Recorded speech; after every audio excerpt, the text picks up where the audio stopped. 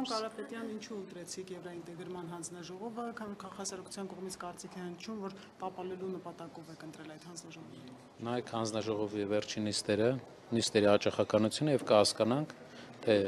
երբ է այդ հանձնաժողովը պարապուրտի մատնված եղել։ Այս վերջի 5 տարվա ընթացքում գրեթե պարապուրտ է եղել հանձնաժողովը, տարին 1-2 անգամ է հանդիպել, եթե հանդիպել է։ Մենք ակտիվացնելու ենք աշխատանքային process-ը, նաև մեր հանրությանն էլ ցույց ենք տալուս, որ իրական դիվերսիֆիկացիա ենք ուզում բերենք։ Ինչա նշանակում իրական դիվերսիֆիկացիա։ Իրապես Եվրոպայի հետ առևտրաշրջանառության աճ, եվրոպական ինստիտուտների տեղայնացում, ակտիվ աշխատացնելու ենք, որ ժողովուրդն էլ տեսնի, որ իրենց ասած են, որ մենք մի կողմի ընդամենը հետ հարաբերությունների լավարկման կողմնակիցն ենք, դա սխալ է։ Մենք տեսնում ենք, որ Հայաստանը պետք է ունենա մի քանի գործընկեր, որ տնտեսությունը կայուն լինի։ Այդ իսկ պատճառով դուք կտեսնեք, թե ինչ տեմպով ենք մենք աշխատացնելու այդ հանձնաժողովը։ Այո, կա։ Այս պայծրությամբ չէ, ամենայն հավանականությամբ վաղն է լինելու, վաղը ձեզ կներկայացնեմ։ Չափորոշիչ է լինելու, ինչով եք, այսինքն առաջնորդվել, որ ընտրելու եք։ Ընդհանրապես հանձնաժողովի անդամները ինստիտուցիոնալ աշխատանքի փորձ, իրենց ներկայությունը պետքա օգնի, նաև եվրոպական հարթակներում պետքա օգնի մեզ մեր ազգային հարցերը առաջ քաշելու համար եւ նաև ամենօրյա իրենք մարդիկ, ովքեր պատրաստ են ամենօրյա աշխատանք անեն, այդ հանձնաժողովը ակտիվացնեն վերջապես, այսինքն որ Եվրոպայի հետ նախ դատական համակարգի աշխատանքը լավանա, որ դատական համակարգը տխուր վիճակը չլինի, այլ ինստիտուտների հարցը, առևտրաշրջանառությունը լավանա։ Մենք անունը դնում ենք, որ իբր երկիրը Եվրոպա մեծ ուղղություն, բայց առևտրաշրջանառությունը տասնյակ անգամներ ավելի քիչ է, քան ԵԱՏՄ-ի հետ, ինստիտուտներն են, ինչը որ պետք է Եվրոպան ինչ լավ ինստիտուտներ ունի, դա չենք վերցնում։ Մենք վերցնում ենք մենակ անունը, բրենդը, մարքեթինգը, բայց չենք վերցնում այն կարևոր բանը, օրինակ դատական իշխանության ազատությունը, որը Եվրոպան կարող էր տալ, քաղաքացիական հասարակության պաշտպանությունը, ձևավորումը։ Այո, ունենք թեկնածու, վաղը, այո։ Պարոն Կարապետյան, դուք ասում եք, որ պետք է դիմեք Ռուսաստան համապատասխան մարմինների ղեկավարներին, որպեսզի սահմանափակումները, հայկական արտադրանքի համար վերացնեն։ Ձեր կուսակցությունը, որևէ քայլեր իրականացվել են, գիտենք, որ վերջերս Փաշինյանն էր Պուտինին զանգել իր նախաձեռնությամբ եւ նման զրույց է եղել, դրանից հետո որևէ փոփոխություն չկա, դուք իրավիճակը բավական բարդ է։ 6 ամսվա ընթացքում, ինչպես իմ առաջի ելույթում ես նշեցի, ավելի է բարդանալու։ 6 ամսվա ընթացքում իրավիճակը մենք տեսնում ենք հայտարարություններ կան, որ ավելի պրոբլեմատիկ է լինելու։ Այդ իսկ պատճառով մենք տեսնում ենք, որ պետք է հայ քաղաքական միտքը լուծումներ գտնի այս տնտեսական տուպիկից դուրս գալու համար, որովհետև մենք գնում ենք դեպի մեր առևտրաշրջանառության 65%-ը մի երկրի հետ է կամ միջոցով է, բայց մենք գնում ենք մի ճանապարհով, որ այդ երկրի հետ հարաբերությունները տնտեսական վերանան։ Այն դեպքում, եթե հիշում եք, երբ որ մենք Եվրոպական միության հետ ունենք նորմալ տնտեսական փոխգործակցություն, արտանում ունենք, Ֆրանսիայի հետ արտանումը 8 տարվա ընթացքում անկում էր ապրել 10-15%-ով։ Անկում։ Քարոզ Արշավի ժամանակ ԿՊ-ն ասում էր, ընդդիմությունը ուրախանում է, որ Հայաստանը այսպիսի խնդիրների Կարապետյան, հարցին չպատասխանեցիք, քննարկումներ գնում են, դիմել եք արդեն ռուսական կողմին։ Իրավիճակը ներկայացրեցի, որ իրավիճակը բարդ է, դուք կարող եք տեսնել իրավիճակի բարդությունը, ինչ վերաբերում է ավելի ինֆորմացիայի հետ կապված, մենք կարծում ենք, որ հայ քաղաքական միտքը պետք է պատրաստ լինի, ունենանք իրավասությունների դաշտով աշխատենք այդ ուղղությամբ։ Ինչ մակարդակով եք այդ քննարկումը պատրաստվում իրականացնել, ինչ շրջանակների հետ սահմանափակումները վերացնելու հետ կապված։ Զուտ պատգամավորական խմբերի եթե գործադիր Պարլամենտարիզմի հիմնական տրամաբանության մեջ, այո։ Պարոն Կարապետյան, սահմանադրության նախագծի ընդունվելու համար նաև բացի ԿՊ-ից անհրաժեշտ է ընդդիմության աջակցությունը։ Երեկ Արուսյակ Ջուլհակյանը ասում էր, որ կհամոզենք ընդդիմությանը, ուզում եմ հարցնել, դուք կհամոզվեք եւ որ դեպքում կհամոզվեք կողմի։ Տեսեք, մեր անկախության հռչակագիրը մեր երկրի ծննդականն է։ Առանց մեր երկրի ծննդականի ասենք ծննդականը հասնենք 35 տարեկան վառենք, մենք խաղաղության ջատագովն ենք, մեր հայտարարությունը դա ասել ենք, բայց նաև համաձայն չենք այն մոտեցմանը, որ պետք է մեր ծննդականը վառենք, Ալիևի բերած համանadrությունը անցկացնենք, Ալիևի առաջարկած բերած ամեն օր այդ մարդիկ հայտարարում են, որ իրենք սպասում են վերջին Բայրամովը ամենահավանականությամբ, թե Հաջիևը մի շաբաթ առաջ հայտարարեց, որ մեծ հնարավորություններ կա, որ համանդրական հանրաքվե լինի իրենց հանրաքվեն է, իրենց բերած, դա մեր երկրի համար, ապագայի համար է սխալ ճանապարհ է, մենք չենք կարող մեր ծննդականը վառենք, մենք չենք կարող ընդունենք մի համանդրություն, որ իրանք են ասում։ Դուք ինչ եք անելու ձեր խմբակցությունները։ Աշխատանքային ֆորմատով, երբ որ ժամանակը գա, մենք երկար սեսիաներով մեր հասարակությանը բացատրելու ենք ամեն մեր քայլը, որպեսզի մեր հասարակությունը հասկանա, թե ինչպես ենք մենք տեսնում խաղաղության հասնելու ճանապարհը։ Ես ուզում եմ, որ մեր հասարակությունը իմ այս ուղերձը ուշադրություն վերցնի։ Մենք աշխատելու ենք խաղաղության կայացման համար,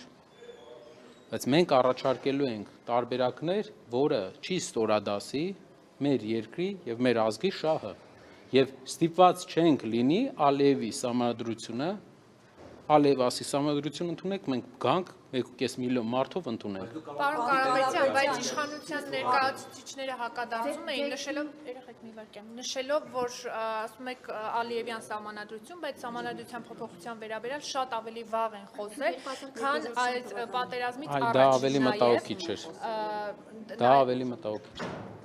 Ինչով է մտահոգիչ։ Որովհետև դրա արդիականացումը, դրա արդիականությունը քաղաքական եղավ պատերազմից հետո։ Պատերազմից առաջ այդ մասին խոսելը մտահոգությունները առաջ։ Պարոն Կարապետյան, տեղեկություններ կան, որ ՔՊ-ն մտադիր է այդ համանդրական հանրաքվեն անցկացնելու եւ պարտադրելու, այսպես ասած, համոզելու համար իր աջակիցներին հավաքել ազգային ժողովի դռների մոտ, ինչպես դա արեցին եկեղեցու դեպքում, երբ որ արշավանքներ այսպես իրականացրեցին շրջիկ խմբերով եւ ցույց տան, որ ասեն, հասարակությունը, ժողովուրդը ուզում է, մենք ստիպված ենք լսել ժողովրդի ձայնին, ձայն հանրության, ձայն բազմած, ձայն Աստծո, մոտարապես այս սկզբունքով, այս ձևով կարող են ձեր վրա ճնշում գործադրել եւ դուք ստիպված այդ օրակարգը սպասարկեք։ Ժամանակին Ուկրաինայում կար մի հատ ժողովրդավարության տարբերակ, ուկրաինական 300 տարի առաջ Սեչան ուներ ժողովրդավարության տարբերակ, հավաքվում էին երկու կողմը, ով բարձր գոռում էր, ընտրվում էր այդ կողմը։ Չեմ կարծում, որ 21-րդ դարում քաղաքական որոշումները պետք է կայացվեն 50 հասարակության բաժանման ժամանակ ժողովրդի կողմից ընտրված ընդդիմության վրա այդպիսի ճնշումով չի լինելու, որովհետև մենք էլ ստացել ենք մանդատը մեր ժողովրդի այն մասից, ովքեր տեսնում են, որ դեմ են Ալիևի բերած համանդրությանը։ Եթե ավելի շատ ձայն իրենք կարողանան ավելի շատ քաղաքացիների կողմ քվեներ ունենալ, քան դուք ստացել եք ընտրություններում, այսինքն ժողովրդի ձայնը ավելի շատ։ Տեսեք, մենք մեր հասարակությունը մեզ գործողել է այստեղ, մենք ընդհանուր 50+1% ընդդիմադիր հայացքներով հասարակության ներկայացուցիչն ենք այստեղ, ընդհանուր ընդդիմադիր հայացքներով դեր։ Եվ մենք ասել ենք, որ Ալիևի համանդրությունը այսպես կուզենան անեն, այնպես կուզենան անեն, չունի ապագա։ Մենք տեսնում ենք խաղաղության գնալու տարբերակներ, որը երկարաժամկետ տեսնում ենք կհասնենք դրան, բայց իրա ասածով մի հատ մատը բարձրացնեն, մենք համանդրություն փոխենք, այդպես անընդունել է։ Հետապնդումներ, քրեական գործեր լինեն, այս դեպքում դուք վստահ եք ձեր Քրեական գործերը հիմա էլ կա։ Պարոն Կարապետյան, քաղաքացիական պայմանագիր Կարապետյան, դուք բացառում եք, որ ձեր թիմից կլինեն պատգամավորներ, որոնք կանցնեն ՔՊ-ի կողմ եւ կողմ կքվեարկեն։ Հաստատում եք, որ ուժեղ Հայաստանը կուր է եւ հնարավոր չի լինի։ Պարոն Կիրակոսյան, այնքան ճնշում, որ մեր թիմակիցներն են անցել, կարծում եմ շատ քիչ ընդդիմադիրներ են անցել վերջի 8 տարվա ընթացքում։ Շատ քիչ ընդդիմադիր ուժեր։ Մենք մինչև գալ այստեղ բոլորը այդ պայմանավորվել ենք։ Եթե մարդ մտավախություն ունի իր անվտանգության կամ իր ազատության համար, սա այդ տեղը չէ, այստեղ մարդիկ գալիս են հասկանալով, որ կարող են ենթարկվել քաղաքական ռեպրեսիաների, բայց մենք պատրաստ ենք դրան, կրում ենք դրա պատասխանատվությունը պարոն Կիրակոսյան։ Դա բանավոր պայմանավորվածություն է եղել պարոն Կարապետյան, թե գրավորել են իրենց համաձայնությունը։ Գրավորի կարիք չի եղել։ Պարոն Կարապետյան, քաղաքացիական պայմանագիր խմբակցության պատգամավորներից մեկը այսօր հերթական անգամ այն արտահայտությունը արեց, որ մշտապես կրկնում են 2021 թվականին իշխանությունը գետնին ընկած էր, ոչ մեկ չվերցրեց եւ խնդրում եմ օրինակ ասեք ինչու 2021-ին հավակնություններ չունեցաք գալ իշխանության ներողություն եւ վերցնել, որովհետեւ ավելի հեշտ չէր այդ ժամանակ, որովհետեւ այդ ժամանակ էլ էր իշխող ուժը խոսում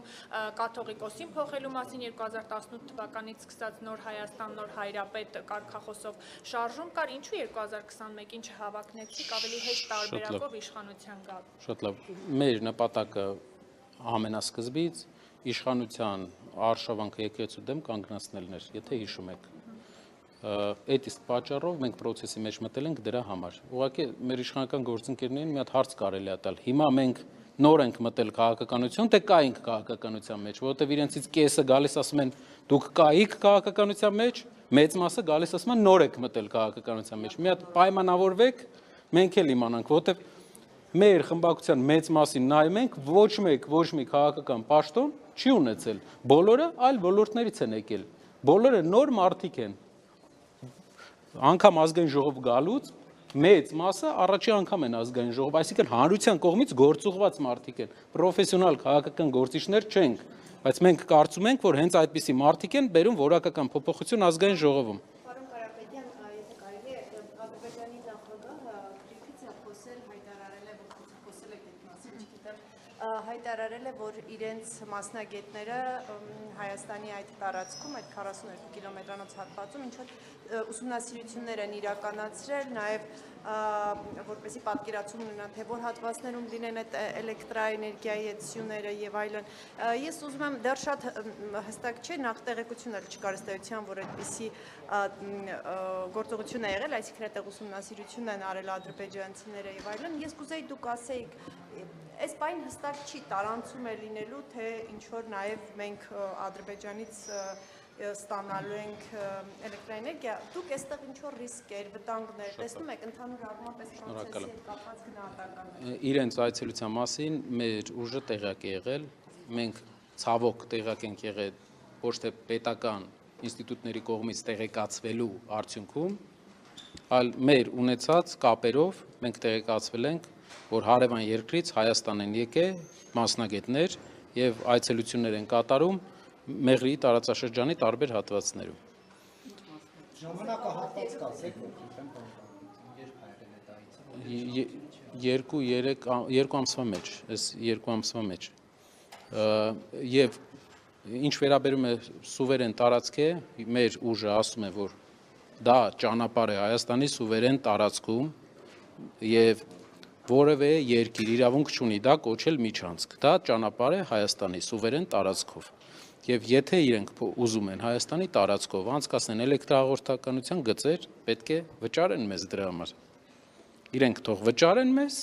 անցկացնեն, եթե տեսնում են, որ ուզում են։ Մեր երկիրը պետք է շահի դրա մեջ։ Ինչպես մեր երկրի համաձայնությունը ստանալուց հետո պետք է վճարեն վճարման մասով ինչ տեղեկություններ ունեք եւ երկրորդը տարանցում է լինելու, այսինքն ձեր մասնագետների ենթադրման հեծի, հեծի ինչ որ թիմի հետ է։ Չեմ կարող ավելի մանրամասն այս բանին, քանի որ չունեմ այդքան մանրամասն, գիտեմ, որ ադրբեջանցիներ էին եկել Հայաստանի հարավային շրջաններ եւ դա մեզ անհանգստացրել էր, փորձել էինք ճշտել ինչի համար են եկել։ Այդ իսկ պատճառով մեզ պատասխանեցին, որ այս պատճառներով էին եկել։ Բայց եթե մի երկիր, յուրաքանչյուր երկիր հարավից, հյուսիսից, արևելքից, արևմուտքից ցանկանում է Հայաստանի տարածքով, որ անցնի ինչ որ գիծ, տրանսպորտային, լոգիստիկ, նա պետք է ուղղակի վճարի մեր պետությանը, մեր ժողովրդին, մեր սուվերեն տարածքով օդային գիծ անցկացնելու համար։ Ես ուղղակի շեշտում եմ, որ պետք է վճարվի։ Ես տեղյակ եմ միայն Ադրբեջանի նախագահի հայտարարությունից ելնելով, որ իրենք առաջարկում են, որ տարանցում լինի Հայաստանով եւ սպասում են Հայաստանի ղեկավարության սուվերենության հետ կապված եթե խնդիր չի լինում եւ արդարացի վճար է ստանում Հայաստանի պետությունը, կարելի է քննարկել։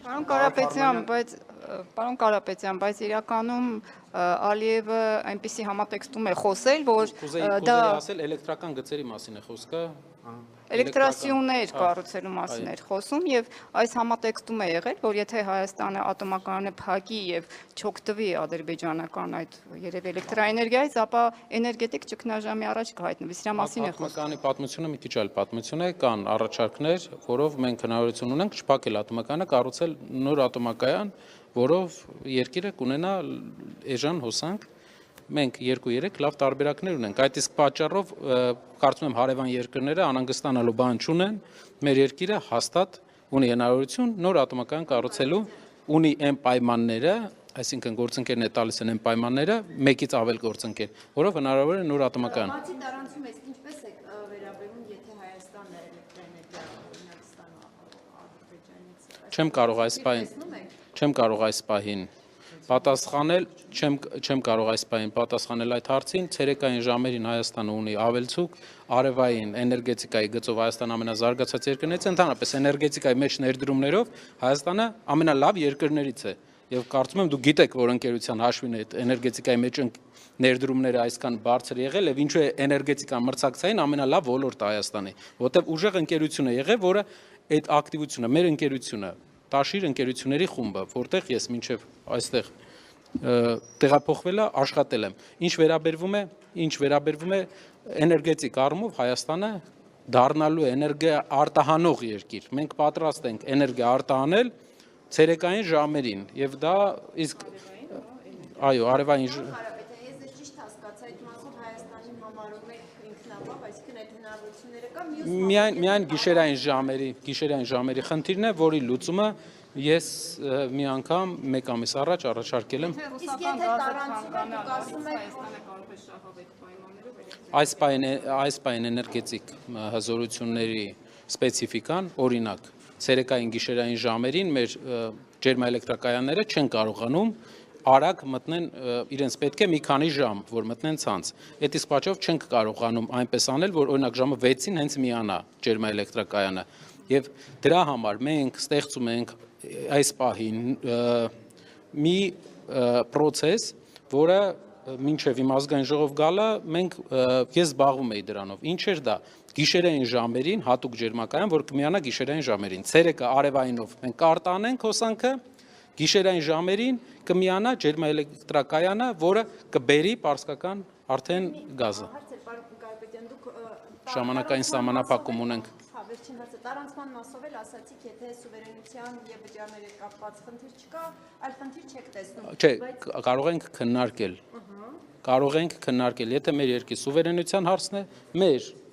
գծերն են, իրենք եթե վճարում են մեր երկրին, մեր գծերի համար, կարող ենք քննարկել։ Սուվերենության հետ կապված, տեսեք, այս համաձայնագիրը, որ ստորագրվել է, ամեն դեպքում հրապարակված է փաստաթուղթը եւ